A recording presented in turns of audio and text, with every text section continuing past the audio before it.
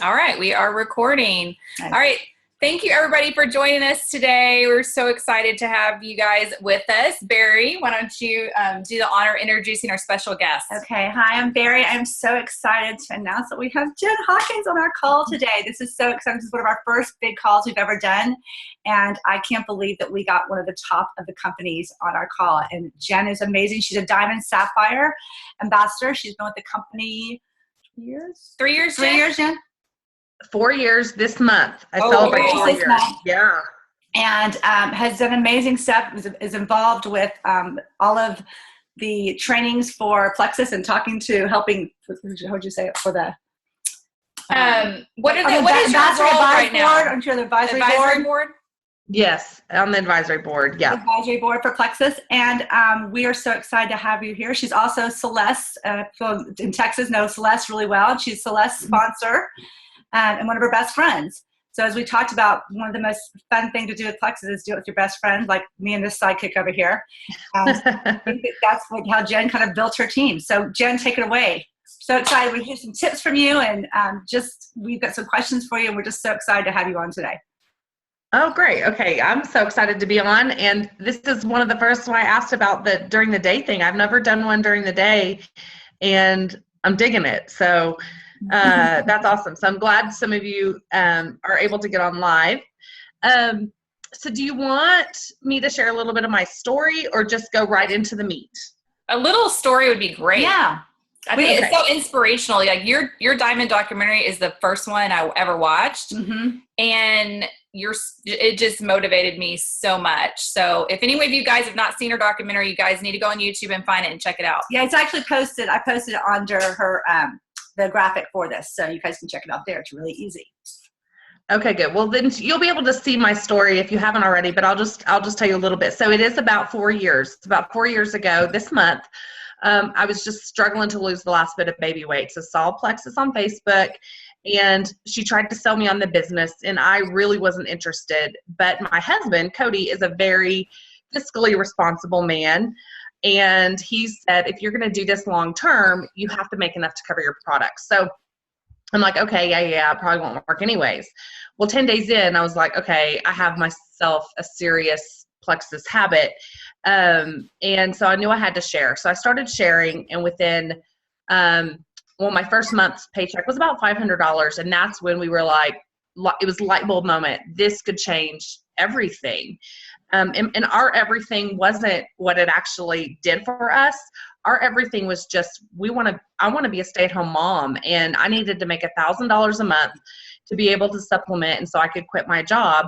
And I did that within about 4 months, was making $1,000 a month, but actually quit my job 7 months in January of 2012.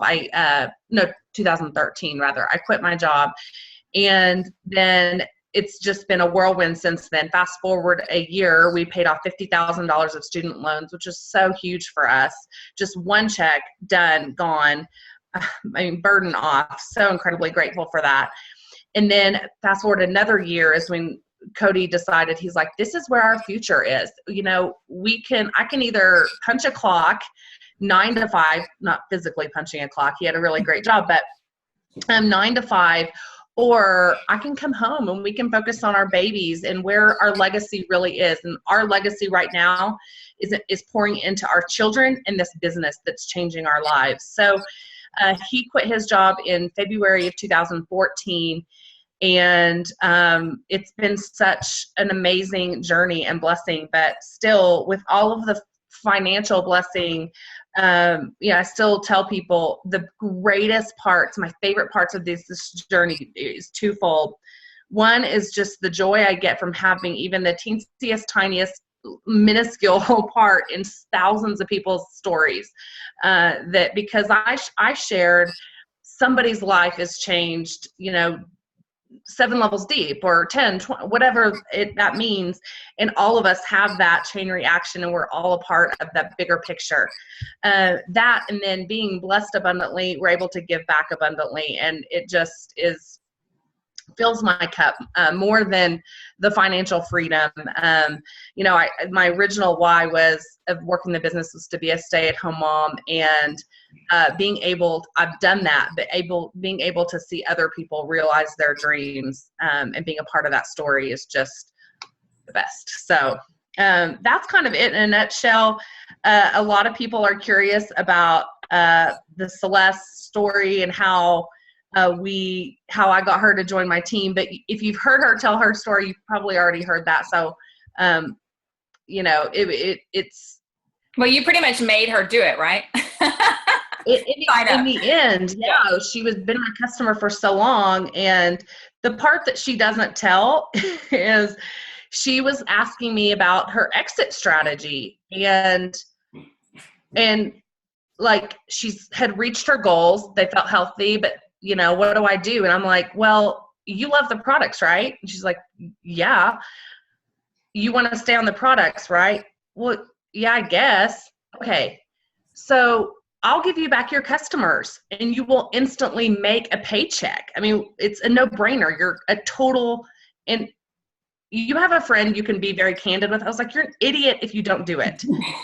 This is how much money you can make just by me giving you your customers back, and you'll be able to get the products cheaper. I mean, but all along during those 8 months, she'd send me someone. It was like, oh, got to be a joke. She never saved the website to my link. She never saved it. She'd be like, what's your website again? Be like, give me 5 minutes. It will be your website. She's like, ha ha, very funny. Give me your website. So that was like almost a weekly occurrence. What's your website again? I'm like, just scroll up a few messages and you'll see it. So anyhow, but it was then that I learned the whole keyboard shortcuts. I don't know if you've come across keyboard shortcuts on your phone. I learned it from you. Yes, I learned it from you. For me, they're life-changing. And I swear I learned keyboard shortcuts because Celeste was asking me for my website all that time. I'm like, I'm sick of typing this. Okay, I got to find a better way.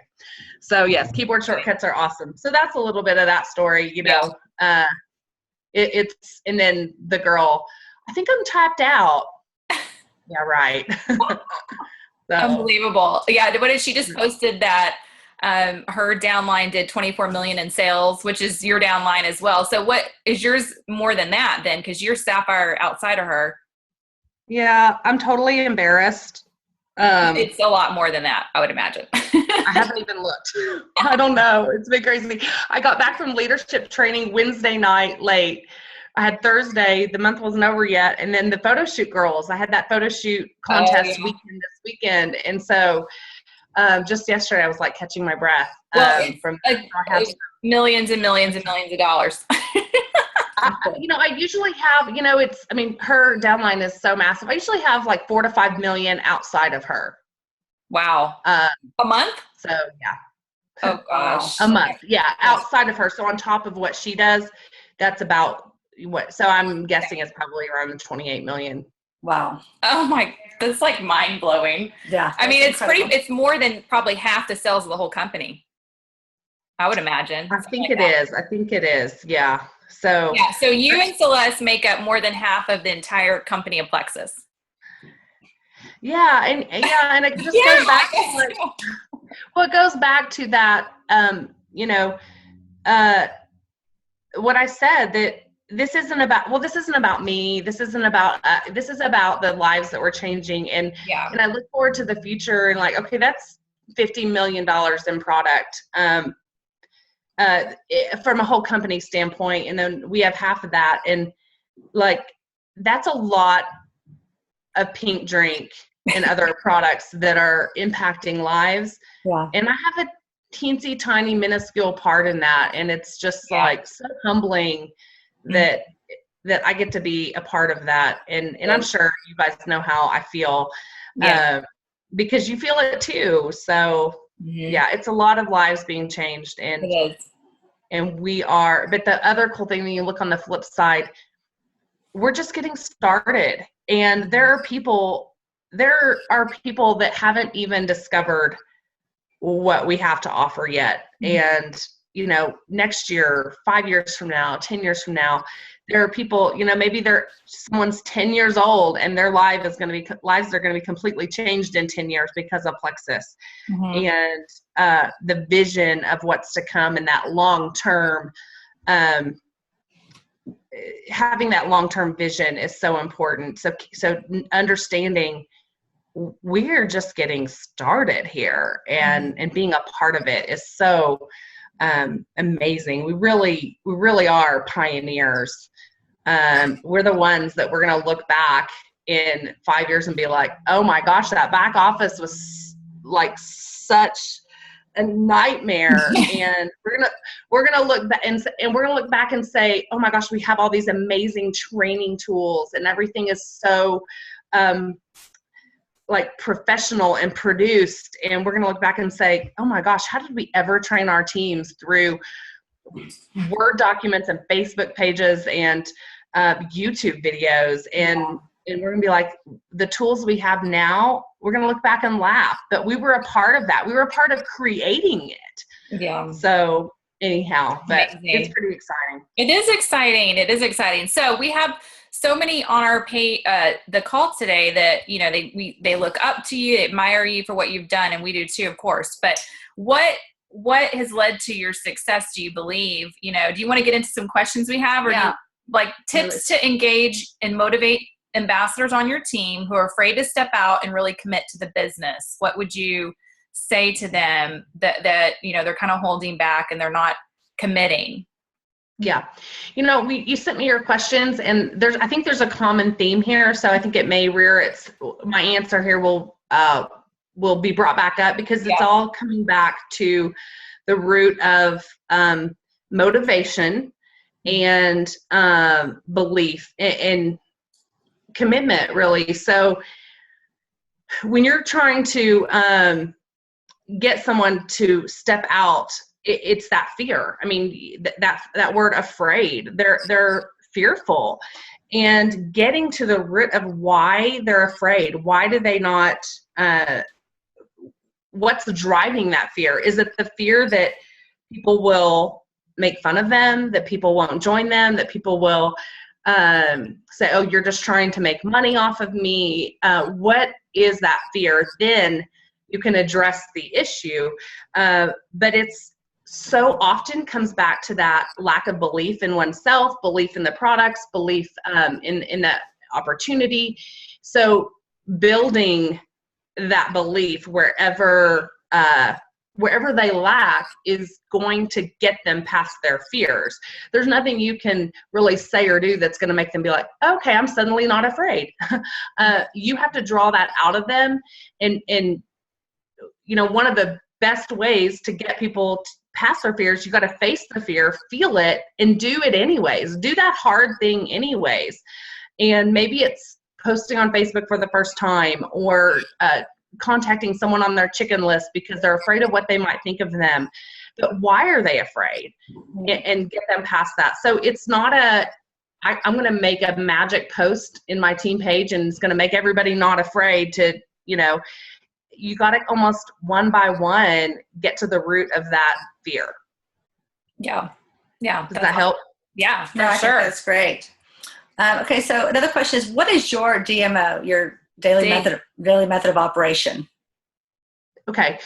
Well, my DMO now looks a lot different than it did in the beginning of my journey. Now it's shifted more to team mentorship, coaching sessions, 3-way calls.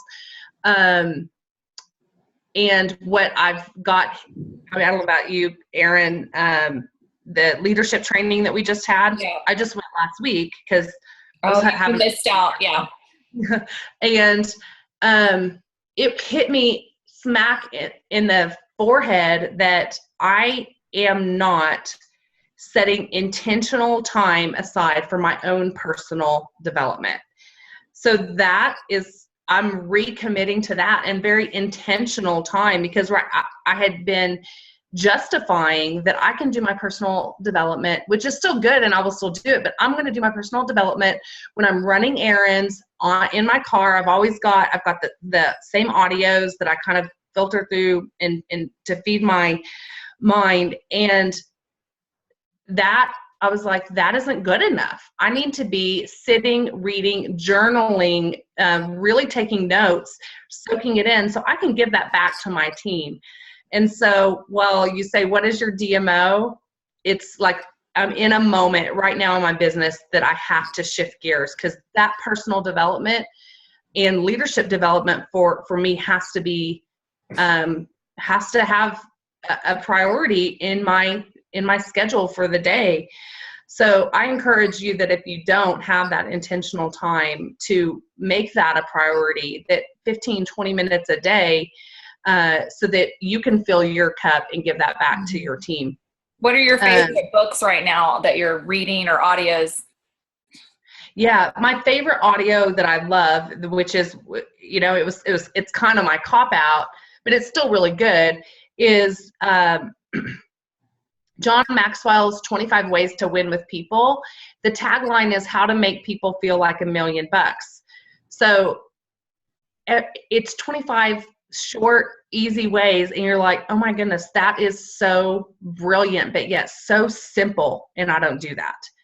And every time I learn something new, and it's like, aha, like, yes, why? So simple. And if you can make people feel special in your presence, like they matter, because they do, then you can raise your level of influence with them. And being influential is key to being a leader. Being influential is key to getting people to join you on this journey. And if you don't have influence, you can certainly get it, but it's going to take that personal development to get you there. And of all the personal development books that help you turn the mirror off of yourself and onto other people and make them feel special, this is the easiest book that I've found that really draws me in, is that 25 Ways to Win with People. As far as an audio, it's like a $5 download. It's like 2 hours and 20 minutes, super easy. I've listened to it over and over. But this other one here, and I've got it right here by my desk, Launching a Leadership Revolution. It's Orrin Woodward and Chris Brady. I got this at Mastermind in November, and I love it.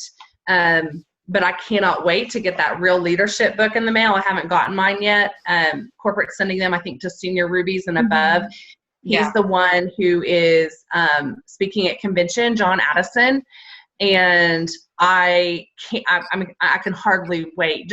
I've gotten people have shared some quotes just from that book, and I'm like, that is brilliant. That is amazing. I'm so excited to read it too. I haven't had a chance, but I need to make that intentional time, like you were saying. Yeah. And that, I think that there was I'm totally skeptical. There, I have my binder. Can you name the book again, please? Real Leadership. Hang on a second. I'm going to read a quote to you that just like totally speaks to my heart. It's a Servant Leadership. Let me grab it 1 second. Yeah, the John Maxwell one was the leadership binder that we got for the leadership training. John Addison had this quote in here, and I'm just like, I love it so much. I just want to read it to you. Here it is. Okay. Real leadership, the kind of leadership that not only works, but also has a lasting impact, is about building other people and shining your light on them, not yourself. Real leaders understand that they are here to work for the team and not the other way around. A mediocre leader tries to impress people with how important he or she is. A great leader impresses upon people how important they are. Wow. And turning that mirror, turning that focus on your team, that it's about them, and giving them an opportunity to shine, and building them up and empowering them is so important. And I think because we're all a little bit insecure, and it's so easy to try to turn our focus on ourselves and build ourselves up, but it's not. You build your team up, and you pour into them and let them shine, and you still end up getting that. I don't know, that it builds you up as well in the process, is what I'm trying to say. But you find way more joy in the journey when you are pouring into them and helping them get where they want to be and empowering them to be greater. when your focus is on them. Can we get the name of the book and the author again, please? The book is Real Leadership by John Addison. John Addison is the author that's speaking at convention. And then this other one is the one that I'm reading now too, Launching a Leadership Revolution. And what was the first one you said, Jen? The first book you talked about from John Maxwell? 25 Ways to Win with People. Okay. And the tagline, and I love it, it says exactly what the book is about, how to make people feel like $1 million. You're making them feel special. It's not about us. It's about them. It's always about them. So. Yeah, I love that. I think that you and Celeste both do that really well. I'll never forget, I think last year at convention, and you like just turned around the corner, like, hey, Barri. And I was like, hey, and Erin's like, hey, how come she didn't say hi to me? I was like, because I'm cooler. No, I mean, we were just kidding. But I was so, like, it made me feel so good. And then Celeste came up to our table at winter's dinner, and she literally walked by and just touched every single person to say hello, and really just put her hands on them just to connect with them. And we just thought that that was such, I mean, we talked about later how important those kinds of things were. Just that little eye contact or that special hello, that special thing. So I see you guys doing this, and I know you guys are examples to us. Yes, you really are. In Orlando at the first leaders retreat, Barri and I earned.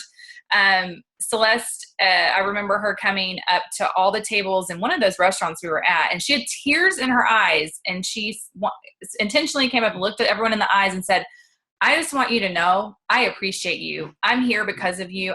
This is because of you. And she was just it was so from the heart, and I'll never forget that. Talk with you and then remember we spent that time talking to you that night, and it's just like, and I was a silver. I think I was a silver. I was just a silver ambassador. But you make everybody feel special. You made time to make me feel special. I think that shows in what you guys do. So we just want to feed you back and letting you know that you do that.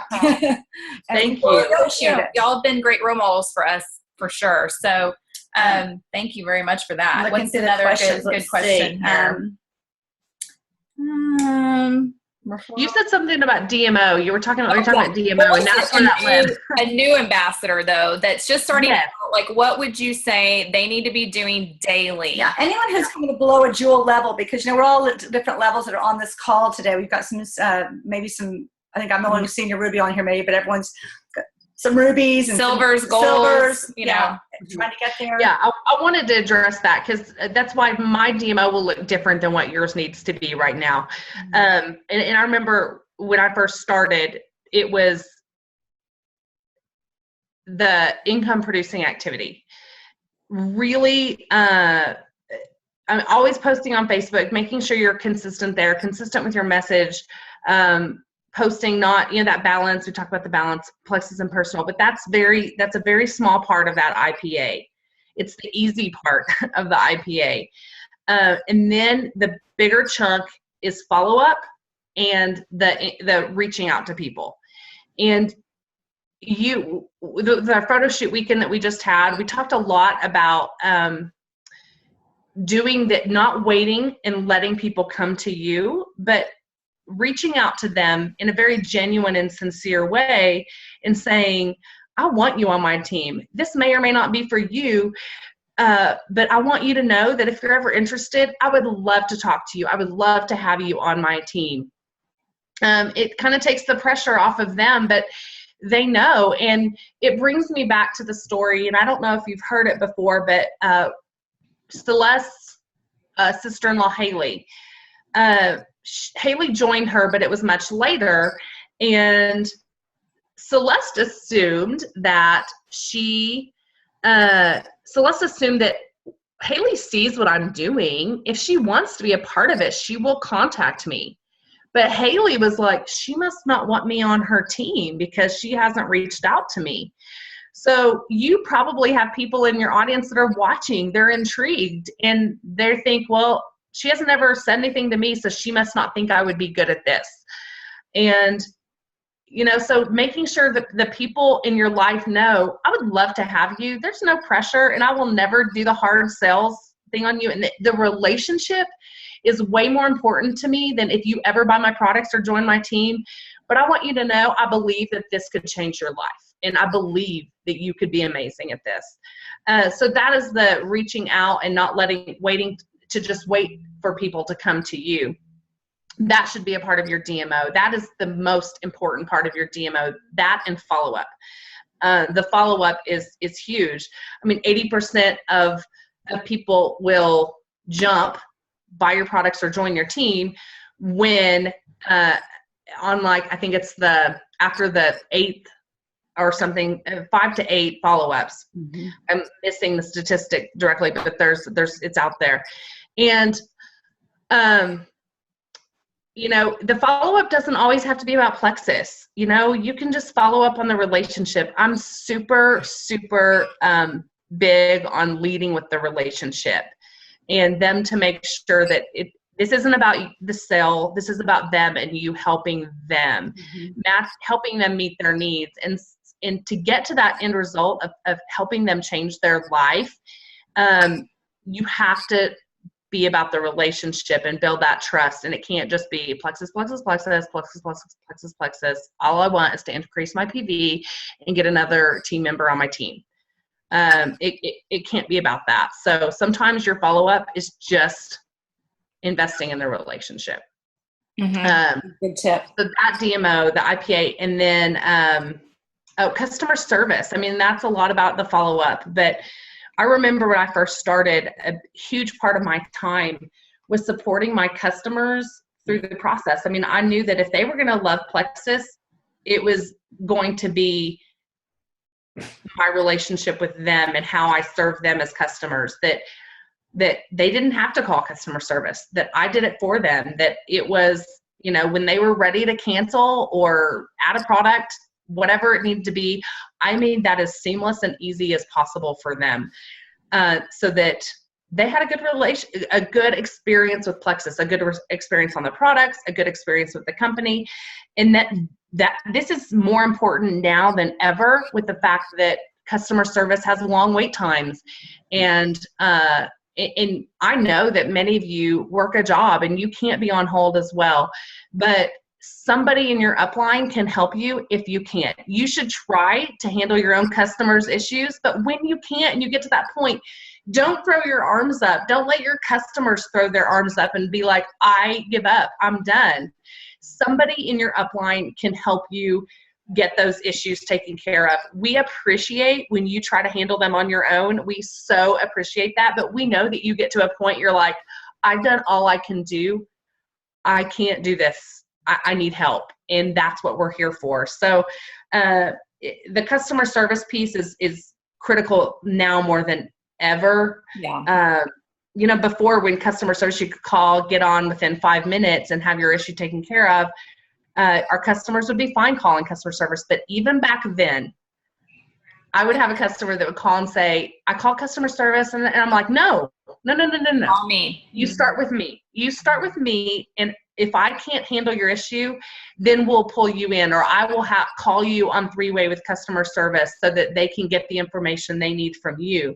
But always come to me and let me handle whatever you have going on. So exactly. That's a I good did that tip. right from the beginning. Yeah. And that was a big part of my DMO in the beginning too. So yeah, for sure. For sure. And then I think this would be good to cover. What would you say if you're like, you kind of covered it when you're reaching out to people? I mean, are there a particular number of people to reach out to that they should be setting their goals towards every week? Or, you know, I mean, the ones that they're afraid to reach out, you know, and what to say and how often. And so, again, to me, it comes back to the relationship, and the relationship can be a little bit different as far as how often and what you say. But a lot of your work up front will be creating this list, who you want to reach out to. And you should try to get to at least two a day. If you have more time to work your business, then reach out to more. But a lot of us, we're busy. We have kids. We have full-time jobs. We're fitting Plexus into 30 minutes a day. And so what does that look like for you? Well, I can take 10 minutes and reach out to 2 people a day. Some of it, 5 minutes. And so do what you can do, but I would say try at least 2 people a day. And then some of it will be, a cold message to your warm market, maybe a real copy and paste kind of situation with a little bit of tailoring to make it personal. Like, I saw your son is killing it in baseball. Awesome. I'm so excited for you guys. It must be a lot of fun to see him excel. I want you to know I've been thinking about you. Every time I see you post about your son with baseball, I think she'd be really good at this. She'd be good at what I do. If you're ever interested, I'd love to chat with you more. Or if you're going to lead with the products as well. So, I've seen that you post about how tired you are. I'd love to see how Plexus could help you. And so you can, some of these will be very similar messages. But the important thing is always to speak from your heart, be genuine and sincere. And if you want to say, if this is hard for you to reach out for people, you can say that. Say, hey, this is kind of hard for me to reach out to you. So I'm out of my comfort zone here. Yeah. But I just want you to know how I feel about you. Yeah, be genuine and real. That's awesome. Yeah. Yeah. So it's always, so no matter what you say, speak from the heart and people will know.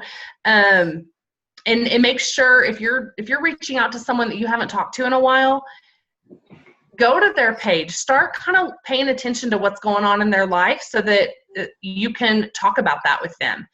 Ask them a question. Draw them into engagement with you, even if now's not the right time that they're going to, okay, all right, yes, let me go to your website right now and I'm going to order. That's likely not going to happen. You're going to have to draw them into engaging with you. And it may be 2 months later that they order. It may be 6 months later that they join your team. But you're starting that conversation with them, planting those seeds. And when they do, I mean, again, you probably will get people to ignore you. You'll probably get people to say no, but it's about timing for them. And they need to be, it's even when they say no on your Facebook, they're going to watch you a little closer. They're going to say, she thinks I can do this. And they're going to pay a little bit more attention so that when their timing is right and their timing aligns where they're like, I'm ready. I need this. One of the greatest qualities I look for in an ambassador is, for lack of a better word, desperation. I need this business. I want the purpose. I want the fun. I need the paycheck. And when that timing aligns, they're going to be like, she believes in me. She wants me on her team. And then they'll be ready then at that time. And so, and the following up of how often to follow up, again, I think it depends on the relationship. I mean, Celeste, I could follow up every day and it wasn't going to damage the relationship. She wasn't going to say all she cares about in our relationship is if she joins my team. I mean, we have that kind of relationship, but others, the last thing you want to communicate is she doesn't care about me. She just wants the sale. She just wants to know me to be on her team for what she can do for me. So you've got to space it out enough so that they don't feel that way. Cause that's the last thing you want to do is make people feel that way. And I've actually said that the last thing I want you to think is that I care about this relationship or I just care about the sale. The reason why I keep reaching out to you is because I have seen what these products in this business can do. And I am confident it can change your life. Exactly. So, yeah, I hope that helps. Oh, there's no formula. There's really no formula. Yeah. So it's, and people like, do you have a cold messaging template? I'm like, keep it short, speak from the heart, and tailor it a little bit personally. So there's not a template except for a couple key sentences. You would be amazing at what I do. If you are ever interested, you know that I would love to talk to you. I would love to have you on my team. I mean, there's a couple similar sentences. The rest is personal. It's so good. Yeah. I love that, Jen. That's amazing. Do you have one more question? We probably need to let you go. We have like one more question. Let's see. Which one do we do? The value of so let's say you have some people on your team and getting them to see the value of getting ambassadors versus customers. Yeah, it's that PV versus team, building the team. Okay, so I think that it comes down to also training to helping your ambassadors understand how to qualify. Like, you've got a prospect, like where should they go in the bucket? should I encourage customer or should I encourage ambassador? Sometimes it should be customer, but sometimes they need to come in as an ambassador because they would be awesome when or if they catch the vision, and it's your job to help cast that vision. So the only times I'm really like customer, like any other time, I'm thinking ambassador and I want to pitch that business. If they're negative Nellies, customer. I mean, really, if they're an Eeyore attitude about life, probably is not going to work for me. Nothing ever does. I'm like, I don't want you on my team. Let's customer. Yes.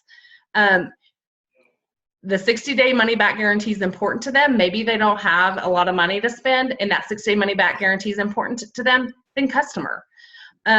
If they are hungry, that if you could get them to see the vision, they would want this for themselves, not just, oh, okay, whatever. If it works, it works. But no, they really want it. If you can see that in them, then ambassador. If they're positive, if they're influential, if they have a big network, if people love them, if people are drawn to them, then pitch the business. Because how many of us joined without the plan to work the business? I mean, if you talk to most Jules were like, I didn't intend to work this business. I didn't get in for the business. Mm-hmm. So you make them see that. And for me, my barrier was parties. I never wanted to do network marketing because I never wanted to host parties or pressure my friends to host parties. It's just not my thing. It's not my style. It makes me very, very uncomfortable to have to call my friend to say, can you go get all your friends together and host a party for me where they come and they feel pressured to buy? I'm so not salesy, and that felt too salesy for me. So when I found out no parties, I'm like, well, I could actually do this then. So, getting through to some of your ambassadors that they may need to break down those barriers for their prospects, because their prospect may not voice what's holding them back from joining the business. They may not tell you, it really would stress me out to do sales. So, I don't want to have to do sales. Well, we know these products sell themselves, and we're sharing the power of the products and the opportunity. So when you get to that point of believing and having confidence in our products, it doesn't feel like sales. To communicate that, but you don't really know what is that barrier that's making them be like, I don't want to join this. But taking every single prospect and looking, you're doing a little bit of prejudging here, just a little bit, and don't assume that they don't need the business. Mm-hmm. Here's an example for you. Rainey Spalding was one of my customers that Celeste had sent me. Ariel Post was one of my customers that Celeste had sent me. They're both diamonds now in the company. When Celeste was sending me customers, I was delighted to have the referrals. But I assumed that they didn't need the business. I assumed that I knew they were stay-at-home moms. They didn't need what I had to offer. Big mistake. I mean, it all worked out. I mean, they're diamonds now and they're helping other people by being on someone else's team. But you don't know what people are going through, but you can say those few things. If they're positive, if they're a go-getter, if people like them, then they're a pretty good person to take the risk on, to say, I want to whet your appetite a little bit. I want you to get cheaper prices, and I want you to get a $50 paycheck just on your own purchases. And then they're going to say, okay, I think I want to do this. I can make this $50 check a $500 check pretty easily just by opening my mouth. And people listen to me, and I'm positive and I'm energetic. So I'm really long-winded. That was a really long answer to No, it's No, that was amazing. good. We just have one quick We have one. one quick question from Leah. Leah, I've unmuted you now. Leah, Jen, Leah. Hi, Jen. Hi, I have Leah. a question about, I had to write it down so I wouldn't forget, about how to motivate new ambassadors that do show interest in working the business early, but I'm asking them to start reaching out when they haven't even received their order yet. And I've had several people say to me they wanted to wait. I mean, they did believe in their products based on what, they'd seen with me. But I find that what's kind of missing is that they don't have that personal story to share. And I know they will have it, but they miss that fast startup opportunity, or they get kind of nervous about sharing because it doesn't feel real. So do you have anything to... Well, you're not going to get all of your new ambassadors to share before they have their story. They're just, it's kind of like, they're just not going to do it. But some of them you will. And like, I like to tell them, I'm like, you probably know people and you don't even realize you know people that have migraines, right? I mean, or something like that. And I just mentioned one thing and I say, okay, but you don't have migraines. Does that mean that you can't reach out to someone to say, these products could help with your migraines? Here is a testimony. You're not going to share and change people's lives in ways that only was your story anyways. Right. So you have seen you've seen the power of the products, hear the testimonies. And if you believe that these are so, if you do hold back, then just because I don't have migraines, but I've got people on my team, I've got customers that I have helped them. I didn't have a personal story. My personal story on the products is pretty weak. I mean, I don't have a life-changing story. I didn't have IBS. I didn't have gut issues that debilitated me, but I've helped people that do have those. Because I know the power of the product. So my first thing, and this can help them, is I give homework assignments to my brand new ambassadors. And this homework assignment is twofold. One, it builds belief in that new ambassador. And when you build belief in the products with the new ambassador, it gives them confidence to share. If they don't really believe in what they're offering people, then they're going to share very timidly, if at all. So belief and then a tangible way to reach out to people, because you want to connect to their hearts. So my homework assignment is this to them: watch one Diamond documentary a day and listen to one opportunity call a day. They can do that in less than a half hour on their way to work, on their way home, while they're cooking dinner, loading the dishwasher, but expose themselves to the power of the products and the opportunity. And I take it one step further.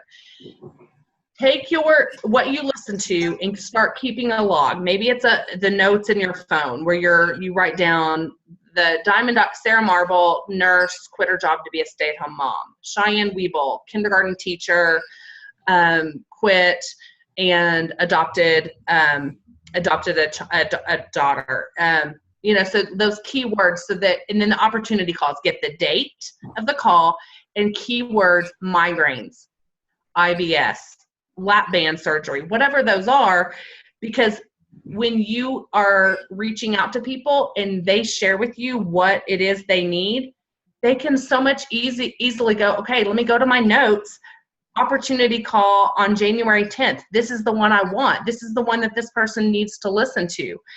So you're building the belief because they're listening to it, but then you're also giving them a way that they can reach out to people to connect to their heart. So it's not just, and I think it's okay to reach out and say, hey, I'm super excited. I started these products. I'm hopeful that this is what they'll do for me. And I think that's a great way to reach out. That they don't even want to do that necessarily until they have the confidence in the products. So building that confidence in the products from the get-go is super important. And then you're going to have people that are just like, I'm not going to do it. I'm not going to do it till I have my story and I can personally say, I believe in these products for me. They helped me. You're going to still have people that do that, and let them go. Let them be that. Let them have that stance. That's fine. But the ones that you can, they're somewhere in the middle, you can influence them to get excited even before they get their welcome pack. Exactly. And when ideally, if you're getting someone to sign up, I love when I'm able, it doesn't happen very often, but I love when I'm able to actually get them on the phone to walk them through the sign up process, answer those questions. And then we say, okay, how about posting now about your excitement and your hope? Yeah. Some of them will, some of them won't, and that's okay. So. Right. That's awesome. I love that tip. I'm going to start using that. I like it too. So good. Homework. All right, get ready. Y'all are going to have some homework. But the tangible homework for someone brand new, they really appreciate that because they're like, I don't know where to start. Yes. But It's simple. It's so key, you know? That's just easy. That's simple. It's great. Those diamond documentaries are like 7-8 minutes. The opportunity calls are probably, the meat of them are probably like 10 minutes, you know, once you get past when Sheila does the product intro. Which is important for them to hear too. I mean, and then Sheila goes, information is important. I think that's key. I think we've been missing that lately. Sheila goes over like real quick product info at the beginning of those calls, and it's good. It's really good. So awesome. And then after they've got it, they can fast forward, and it doesn't take them. Yeah. But repetition is good. You hear it over how she talks about what Slim is and what it does a million times. It gets stuck in your brain, and you're like, okay, now that I'm anywhere I go, I can talk about it like this. That's then right. It's so easy. Great. Okay. Is there one last tip like you want to leave us all with really quickly? Leave us with something fabulous, Jenn. Sure. Yeah. Well, okay. So I want to just say that a lot of your questions came down to how do I motivate? How do I get people, you know? And a short answer is you don't. That motivation really comes from within that one person. But it's your job as their sponsor and their leader to draw that out of them. What is it that's going to motivate them? And that's their why. Why are they doing this? Well, I want to make $500 a month. Well, why do you want to make $500 a month? What will that do for your family? And then you dig deeper to where you can find out why they really need this business or why they really want this business. And they will motivate themselves if they stay connected to that why. And you as their leader, know that, communicate with that, remind them of that, remind them that they're doing this so that they can make $1,000 a month so they can quit their job and stay home with their babies so that their babies wake up to their face. And that they get to see their babies all day long. I mean, that is connected to me because that was my story, but you find out, draw that why out of them, stay connected because that's what's going to motivate them. I mean, contests and all of these things are so exciting, and a lot of people are driven by contests, and I'm not saying don't do that because they really are good, and there's some excitement and team culture in there. But when you have one person in your mind, like, how can I get them motivated? There's nothing really you can say but draw it out of them. Ask those questions so that you're connected to that why. That's the key to motivate people. Is it's all within them, but you have to draw it out of them. Yeah, I agree. Huge. Yeah. Huge. I get it all the time. And how do I motivate my team? My team doesn't want to do Zoom calls. They won't get on the conference calls, or they, whatever it is, they won't participate in my team page in the contest, or they won't do this, won't do that. I hear it. That's one of the most common things I hear. So, and I've found too, it's not, you can all day long. Here's the other thing I've been telling people too. If you want them to behave a certain way, then you behave that way yourself, and they will watch what you do, and you build it, they will come. Right. Yes. That's a lot. How do you recruit people? I'm like, you be the kind of person you're trying to recruit. And when you've got people that are unmotivatable, they're not engaging, they're not interested, then you're like, okay, I love you and I'm ready for you when you're ready for this, but I'm moving on and I'm going to go find people that do need and want this business. There are plenty of people out there. So if you feel stuck, like I'm just trying to create some momentum from a team that is just stuck, you might need some new blood. Go get some new blood who are really want it and need it. Mm-hmm. That desperation, again, is a quality that is super valuable in a new ambassador, that they need this to work for them. Mm-hmm. And if you can't get that from the team you already have, I love you. I'm ready for you when you're ready to do this, but I'm moving on. Yeah. That's such good advice. Yeah, that's good advice. Thank you so much, Jenn. Thank we you appreciate so your much, time. Jenn. I saw your little boy walking back there. He's so cute. You are amazing. I mean, there's a reason why you are diamond, sapphire, nearly double diamond, going to be the second in the company to ever accomplish that. And there's a reason. I mean, it right here. We've seen it today, and we truly, truly appreciate you. Oh, well, thank you. I'm sure you haven't heard anything that you haven't heard before, but I do hope that it maybe sunk in a little differently this time. And I want to hear how you what you think about 25 ways to win with people. So I can't wait. Let me know. I'm going to Amazon, ordering it right now. Okay. And convention. I'll see you guys. We'll see you in Vegas. Like in a month. The gala. Crazy. And we'll be at the gala too, so we get to hang with you. And this is my date. This is my okay. I know she will be. She's going to have a fabulous dress. I'm sure of it. You better get busy on that. I haven't worked on that yet. Thanks. All right, guys. Thank you so much. Thank you for everything. Good night. You're welcome. Bye. Thanks, everybody. Have a good day. You too.